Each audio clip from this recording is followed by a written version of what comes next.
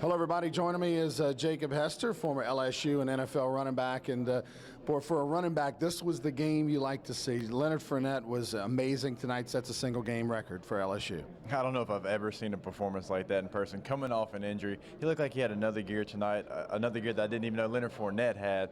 Truly outstanding. If anybody deserves to have LSU's single-game record, it's Leonard Fournette, and he proved it tonight.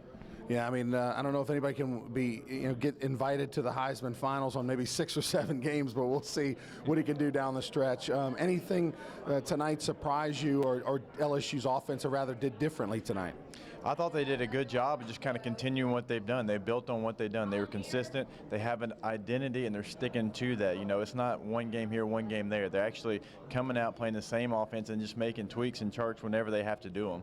LSU wins by 17, but it really didn't feel that way. It felt like they dominated more, and of course, if it weren't for the turnovers in the first half, I think the score would have been maybe like 49-10 or something like that.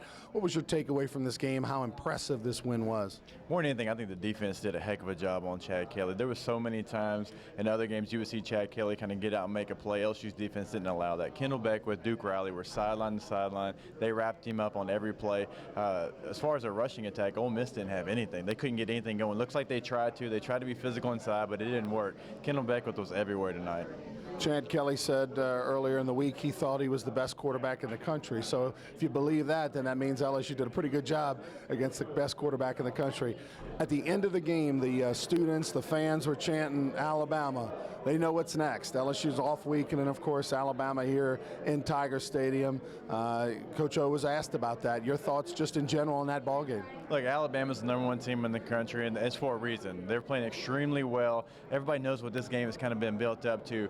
LSU's playing as good as anybody in the country right now, though. They can compete with anybody. It's going to be a heck of a ball game. It's going to be a physical football game. And I think LSU, what they're doing now with the momentum they have, with the things they've changed up, really match up really well with Alabama.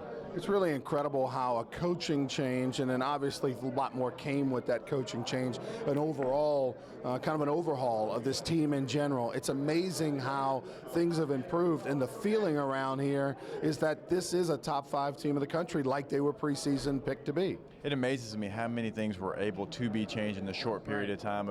They didn't have a bye week. They didn't have this and that. No, they changed on a Sunday, and by Monday there was a lot of things that have changed. I think everybody is excited. There's so much passion right now in this fan base, and these players. You can see the players are fresh. They change things up, the way they practice, the way they meet, and these players are playing really good football in the second half, better than anybody in the country as far as second half play.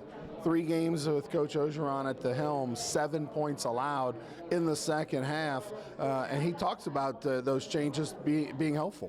Absolutely. Look, they've been a second half football team, not only defensively but offensively. They scored over 70 points the last 3 games in the second half. That's something we would never imagine coming in to the game where Coach Orgeron took over. But because before it was first half and then take the foot off the pedal and kind of settle into the game. Now it's the opposite. They are pushing the pedal to the metal the entire game.